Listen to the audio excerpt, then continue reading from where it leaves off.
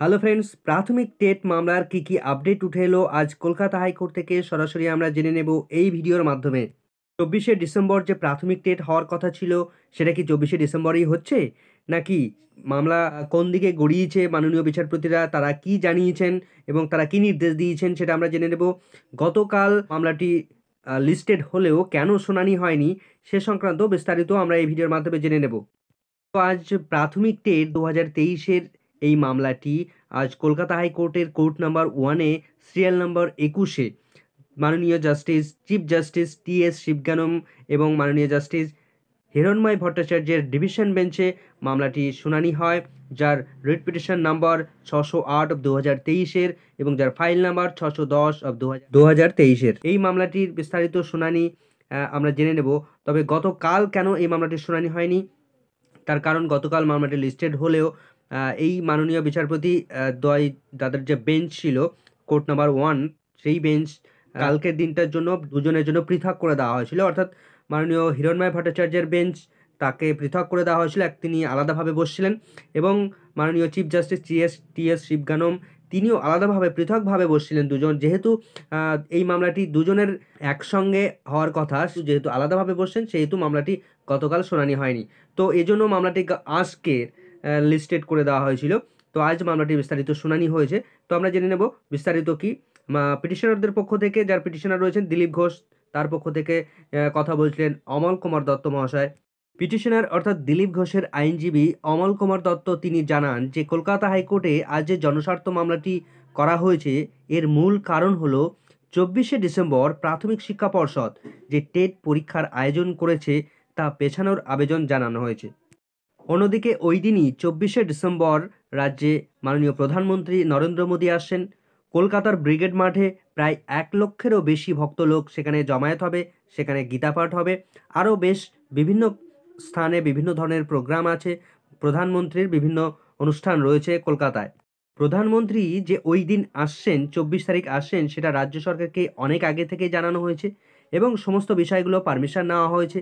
প্রাথমিক টেট একটি অত্যন্ত গুরুত্বপূর্ণ একটি বিষয়, সেটা তারা জানান যে পরীক্ষার ডেট ছিল 10ই ডিসেম্বর, অথচ সেই পরীক্ষা ওই দিন ঠিকঠাক হবে দীর্ঘদিন থেকেই ক্যান্ডিডেটরা তারা জেনে আসছিল। কিন্তু প্রাথমিক শিক্ষা পর্ষদ হঠাৎ করে ডেটটা পিছিয়ে দিল। প্রচুর সংখ্যক টেট পরীক্ষার্থীরা তারা পরীক্ষার সেন্টারে পৌঁছাতে গিয়ে এই একই দিনে পড়াতে অসুবিধার সম্মুখীন হতে পারেন। এই কারণে তারা পরীক্ষার ডেট পিছানোর জন্য আবেদন জানিয়েছেন। আইনজীবী তিনি আরও জানান যে একদিকে ব্রিগেডে আসতে গিয়ে ভক্তগণ তারা যেমন অসুবিধার সম্মুখীন হবেন, অন্যদিকে টেট পরীক্ষার্থী যারা রয়েছে তারা টেট সেন্টারে পৌঁছাতে গিয়ে প্রচুর পরিমাণে অসুবিধার সম্মুখীন হতে পারেন। এমনকি পরীক্ষার সেন্টারে না পৌঁছাতে পারলে তাদের একটা বড় সুযোগ, অপরচুনিটি তারা হাতছাড়া করতে পারে। এই সমস্ত অসুবিধার কারণে, যেহেতু রাজ্যে নিয়োগ প্রক্রিয়া দীর্ঘদিন পর হলেও, 1 বছর পর হলেও নিয়োগ প্রক্রিয়া যেহেতু থমকে, সেহেতু ক্যান্ডিডেটরা যাতে অপরচুনিটি থেকে যাতে বঞ্চিত না হয়, তার জন্য সেই সমস্ত সামগ্রিক দিক বিচার করে, সামগ্রিক কথা ভেবে পরীক্ষাটা পিছিয়ে দেওয়া হোক। তখন পর্ষদের আইনজীবী জানান, আমরা টেট পরীক্ষা নেওয়ার জন্য সম্পূর্ণরূপে প্রস্তুত। আমরা সারা রাজ্য জুড়ে মোট 773টি জায়গার পরীক্ষার সেন্টার হিসেবে রাখা হয়েছে। তবে শুধুমাত্র কলকাতাতে 5টি এক্সাম সেন্টার রাখা হয়েছে। কলকাতাতে আমরা যেহেতু ওই দিন প্রধানমন্ত্রী আসছেন, সেহেতু সেই কথা চিন্তাভাবনা করে আমরা কলকাতার পরীক্ষার সেন্টার কমিয়ে রেখেছি। শুধুমাত্র অল্প কয়েকটি স্থানে, চেতলা, যাদবপুর, শ্যামপুকুর, সিথি, এই সমস্ত বেশ কয়েকটি এরিয়াতে আমরা পরীক্ষার সেন্টার হিসেবে রেখেছি। প্রধানমন্ত্রী যেখানে সভা করবেন তার কাছাকাছি এক্সাম সেন্টার রাখা হয়নি। এছাড়া অতিরিক্ত পরিবহন ব্যবস্থা করে রেখেছি যাতে করে পরীক্ষার্থীরা কোনো রকম অসুবিধার সম্মুখীন না হয়। সুতরাং সামগ্রিক দিক থেকে আমরা প্রাথমিক টেট নেওয়ার জন্য সম্পূর্ণরূপে প্রস্তুত, এবং রাজ্য সরকারও আমাদের সঙ্গে সম্পূর্ণভাবে কোঅপারেট করবে এবং পরিবহন ব্যবস্থার সমস্ত দিকটাও তারা দেখবে এবং অতিরিক্ত ব্যবস্থাও তারা দেওয়ার আশ্বাস জানিয়েছে। তার পরিপ্রেক্ষিতে প্রধান বিচারপতি টি.এস. শিবগানম মহাশয় তিনি জানান যে প্রাথমিক টেট পরীক্ষা তো একটা একাডেমিক ব্যাপার, এখানে কোর্ট কী করতে পারে? যেখানে পরীক্ষা যারা গ্রহণ করছে তারা সম্পূর্ণভাবে প্রস্তুত। প্রধানমন্ত্রী তো কলকাতায় আসছেন, কিন্তু টেট পরীক্ষা তো গোটা রাজ্য জুড়ে চলছে, গোটা রাজ্য জুড়ে হবে। তাহলে আপনাদের অসুবিধাটা কোথায়?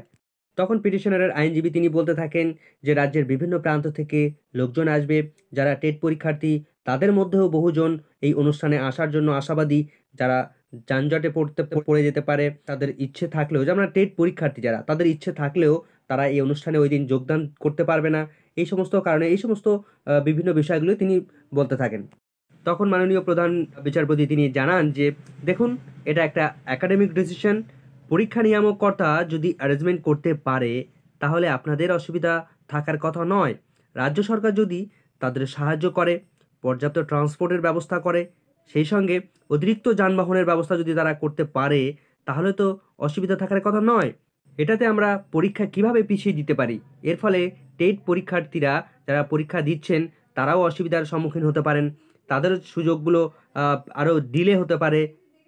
এভাবে দীর্ঘ শুনানির পর পিটিশনারদের পক্ষে রায় দিলেন না মাননীয় বিচারপতিরা। মাননীয় বিচারপতিরা রাজ্য সরকারকে বললেন যে রাজ্য সরকারকে যাতে ওই টেট পরীক্ষার দিন যাতে পর্যাপ্ত পরিমাণে ব্যবস্থা তারা করতে পারে, সমস্ত বিষয়গুলো টেট পরীক্ষা নেওয়ার জন্য যাতে কোনো রকম ত্রুটি না থাকে, যানবাহন থেকে শুরু করে সমস্ত পরীক্ষার দিক যে সমস্ত অ্যারেঞ্জমেন্টগুলো করা উচিত সমস্ত বিষয়গুলো যেন পরিপাটি থাকে, যাতে করে প্রধানমন্ত্রী রাজ্যে এলেও টেট পরীক্ষা নিতে কোনো রকম প্রবলেম না হয়, পর্যাপ্ত পরিমাণে ট্রান্সপোর্টের ব্যবস্থা যেন থাকে, যাতে করে হয়রানি কেউ যেন না হয়। অর্থাৎ তিনি সামগ্রিকভাবে জানালেন যে ২৪শে ডিসেম্বরই প্রাথমিক টেট হবে। ওই দিন প্রাথমিক টেট কোনো রকমভাবে চেঞ্জ করা হবে না, কোনো ডেট পিছানো হচ্ছে না। ২৪শে ডিসেম্বরই প্রাথমিক টেট পরীক্ষা হবে। ফলে প্রাথমিক শিক্ষা পর্ষদকে ২৪শে ডিসেম্বর প্রাথমিক টেট নিতে আর কোনো রকম অসুবিধা রইল না। কোনো মামলা, সমস্ত মামলাটাই ডিসপোজ করে দেওয়া হলো। তো মামলাটার স্ট্যাটাস বর্তমানে যদি আমরা দেখি, মামলাটার ফাইল নাম্বার ৬১০, যার রেজিস্ট্রেশন নাম্বার ৬০৮, যেটা রেজিস্ট্রেশন করা হয়েছিল দেখুন, যার হিয়ারিং ১৪ই ডিসেম্বর ফার্স্ট হিয়ারিং হয়েছিল।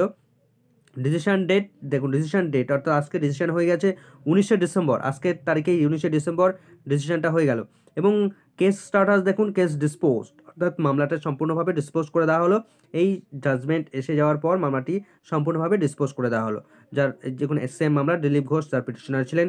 তো এখানেই ভিডিওটি শেষ করছি। ২৪শে ডিসেম্বর প্রাথমিক টেট পরীক্ষা যারা দেবেন তাদের পরীক্ষা সম্পূর্ণভাবে ভালো হোক, তারা তাড়াতাড়ি টেট পাস করে উঠুন। তো ভিডিওটি ভালো লাগলে অবশ্যই একটু লাইক, কমেন্ট, শেয়ার করে যাবেন। চ্যানেলটিতে নতুন হলে অবশ্যই একটু সাবস্ক্রাইব করে রাখার অনুরোধ রইল। সকলকে ধন্যবাদ।